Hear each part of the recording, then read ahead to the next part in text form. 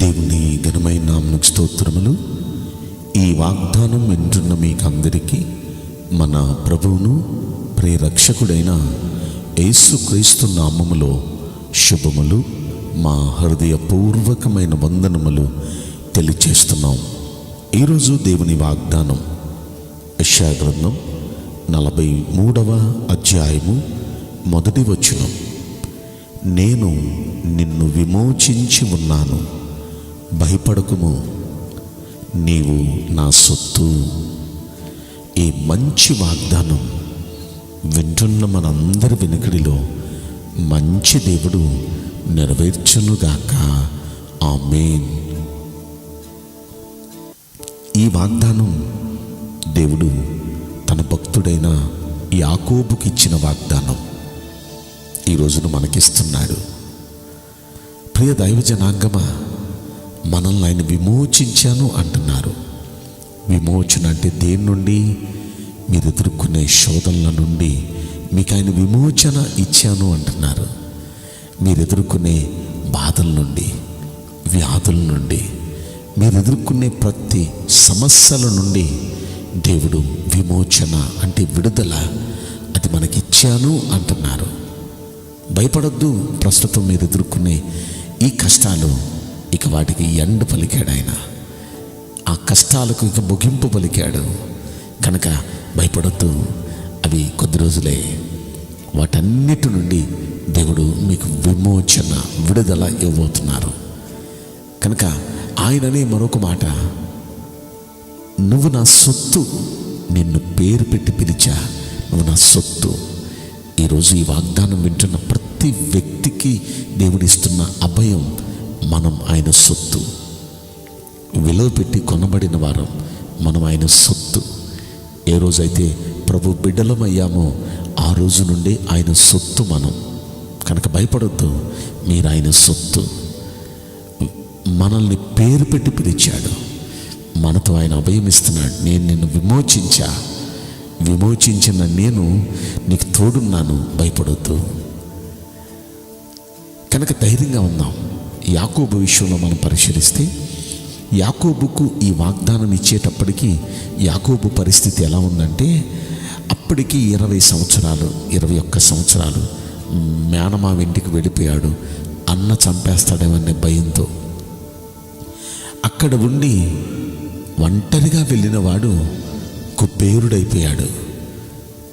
అబ్బో, భార్యలు, పిల్లలు, 11 మంది పిల్లలు, దాసదాసీలు, గొర్రెలు, మేకలు, మందలు బాగా విస్తారంగా దేవుడు ఆశీర్వదించాడు. అభివృద్ధిలోకి వచ్చేసాడు. అంత విస్తారమైన అభివృద్ధిలోకి వచ్చి ఆశీర్వదించబడిన వాడు జరిగింది ఏంటో చెప్పనా? ఇంటికి వెళ్ళిపోదాం. దేవుడు అన్నాడు, నువ్వు నీ తండ్రి ఇంటికి వెళ్ళు అని. తండ్రి ఇంటికి బయలుదేరాడు. అయితే వస్తున్నాడనే వార్త అన్నకి ఎప్పుడైతే తెలిసిందో, అన్న 400 మందిని తీసుకొని గుర్రాలెక్కి కత్తులు దూసి ఆ అరణ్యంలోనే చంపేద్దామని బయలుదేరి వస్తున్నాడు. ఆయన వస్తున్నాడనే వార్త ఈయనకి తెలిసిపోయింది. ఇప్పుడు ఇదేం చేశాడంటే, భయం, వణికిపోతూ తన దగ్గర అప్పటి వరకు సంపాదించుకున్నవన్నీ రేవు దాటించేసి ఒంటరివాడిగా మిగిలిపోయి మోకాళ్ళుని ఇక దేవుని పాదాల దగ్గర వణికిపోతూ ఏడుస్తూ ప్రార్థన చేస్తున్నాడు. అయ్యా, ఈ టైంలో నువ్వే నన్ను ఆదుకోవాలి, నేను నన్ను ఆశీర్వదించాలి అంటూ ఇక దేవుని పాదాల పట్టి బ్రతిమాలుకుంటూ ఏడ్చి భయంతో, విపరీతమైన భయంతో, ఆందోళనతో ప్రార్థన చేస్తున్న సమయంలో ఆ రోజు దేవుడు ఆయనతో మాట్లాడుతున్నాడు. యాకోబు, నిన్ను సృష్టించిన వాడిని నేనేనయ్యా, ఇజ్రాయేలుగా నిన్ను మార్చిన వాడిని నేనేనయ్యా, భయపడొద్దు, నిన్ను విమోచించిన వాడిని నేను, నిన్ను విమోచించా. ఈ బాధల నుండి, ఈ కష్టాల నుండి నిన్ను విమోచించా. నిన్ను పేరు పెట్టి పిలిచిన వాడిని నేనే, నువ్వు నా సొత్తయ్యా, నువ్వు భయపడొద్దు అంటూ కిందంటాడు, నువ్వు జలములలో పడి దాటినప్పుడు అవి నీ మీద పొర్లిపారవు, నువ్వు అగ్ని మధ్య నడిచినప్పుడు జ్వాలలు నిన్ను కాల్చలేవు, కారణం నేను నీతో కూడా ఉన్నాను. ఏ జలాల మధ్య నుండి వెళ్ళినా నిన్ను ముంచలేవు, అగ్ని మధ్య వెళ్ళినా కాల్చలేవు, కారణం నువ్వు నా సొత్తయ్యా, నా వాడివి నువ్వు. నేను నిన్ను వాటన్నిటి నుండి విమోచించాను. ఈరోజు నీ వాగ్దానం వింటున్న ప్రియ దైవ జనాంగమా, మన దేవుడు ఆల్రెడీ మనల్ని విమోచించాను అంటున్నారు. కనుక భయపడొద్దు. మీరు ఇప్పుడు చూస్తున్న ఈ కష్టం ఇక కొద్ది రోజుల్లో మీరు ఆ కష్టం నుండి బయటకు వచ్చేయబోతున్నారు. ఎందుకంటే ఆల్రెడీ డన్, దేవుడు విమోచించాడు. ఇక మనం బయటపడిపోతాం, ఇక ఆ వేదన నుండి బయటపడతాం. మీకు మంచి రోజులు దగ్గరలోనే ఉన్నాయి. ఇక మంచి పరిస్థితులు మీరు చూడబోతున్నారు. విశ్వాసంతో నమ్మండి. మన పరిస్థితులు అన్నీ దేవుడు మార్చబోతున్నాడు. విమోచన ఆయన మాత్రమే ఈ కష్టాలన్నిటి నుండి విమోచించగలడు. ఆయన అంటున్నాడు, నేను విమోచించా, ఇక భయపడొద్దు. ఆ రోజున దేవుణ్ణి బట్టి ధైర్యంగా ఇక లేచాడండి. ఏ అన్న చంపేస్తాడని భయపడుతూ ఇన్నాళ్ళు ఉన్నాడో, ఇన్నేళ్ళు ఉన్నాడో, ఇప్పుడు ఆ అన్న ముందే వెళ్ళాడండి. ఆ అన్న ముందుకు వెళ్ళేటప్పటికీ ఆ అన్న ఏమంటాడంటే, తమ్ముడా, ఎవర్రా వీళ్ళంతా? దేవుడు నీ తమ్ముడికి ఇచ్చిన ఆశీర్వాదం అన్నా వీళ్ళంతా. అబ్బా, దేవుడిని నేను ఎంత దీవించాడురా అని కత్తి పక్కన విసిరేసి గుర్రం దిగి మెడ మీద పడి ముద్దాడి, నేనున్నానురా, నీకు ధైర్యం ఉండరా అని శత్రువు కూడా తనకు మిత్రుడైపోయాడు. పరిస్థితులన్నీ తనకు అనుకూలమైపోయినాయి. ఇప్పటి వరకు మీకు అన్ని వ్యతిరేక పరిస్థితులు ఉన్నాయా? ఎక్కడికి వెళ్ళినా మీకు అంత వ్యతిరేకతలు, అంత బ్యాడే కనిపిస్తుందా? ఇలాంటి పరిస్థితుల్లో మీ భయాలన్నీ దూరపరిచి, మీ వ్యతిరేకతలన్నీ మీకు అనుకూలపరిచి, మీ పక్షాన కార్యం చేయటానికి ప్రభు సిద్ధంగా ఉన్నాడు. ఆల్రెడీ వింటున్న మీలో చాలా మందిని దేవుడు విమోచించాడు.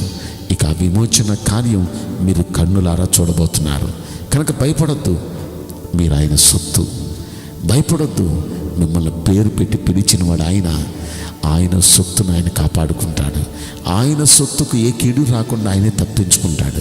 కనుక మనం ఆయన సొత్తు. నమ్మండి, మీరు ఆయన సొత్తు. ఎవరు మట్టుకు వారు అనుకోండి, నేను ఆయన సొత్తు, నన్ను ఆయన కాపాడుతాడు, నన్ను ఆయన బయట పెట్టాడు, విమోచించాడు ఆయన. ఈ విధంగా మీరు మనసులో నమ్మండి. మీ నమ్మిక చొప్పున ఖచ్చితంగా దేవుడు కార్యం చేయబోతున్నాడు.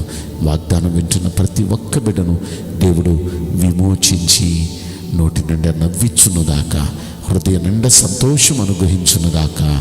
ఆమేన్. నేను మీకోసం ప్రార్థన చేయబోతున్నాను.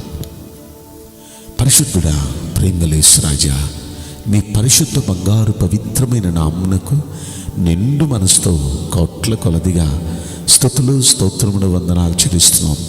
ఈ వాగ్దానం వింటున్న ప్రియుల జీవితంలో దయచేసి ఈ వాగ్దానం నెరవేర్చి కృప చూపించండి. మీ బిడ్డలకు మీరు మేలు చేయండి. వారిని దయచేసి వారు అనుభవిస్తున్న కష్టాలన్నిటి నుండి, రోగాల నుండి, బాధల నుండి, సమస్యల నుండి దయచేసి వారిని విమోచించండి, విడుదలపరచండి అయ్యా. ఎందుకంటే వారు మీ సొత్తు. ఈ వాగ్దానం వింటున్న వారంతా మీ సొత్తు. మీ సొత్తును మీరే కాపాడి మీ కృపలో భద్రపరచమని ఈ కొద్ది మనవులు నజరుడైన యేసుక్రీస్తు ప్రశస్తమైన నామములో మిక్కిలి వినయముతో ప్రార్థించి బ్రతిమలాడి వేడుకుంటున్నాం ప్రియ పరలోకపు తండ్రి. Amen. May God bless you all. Thank you.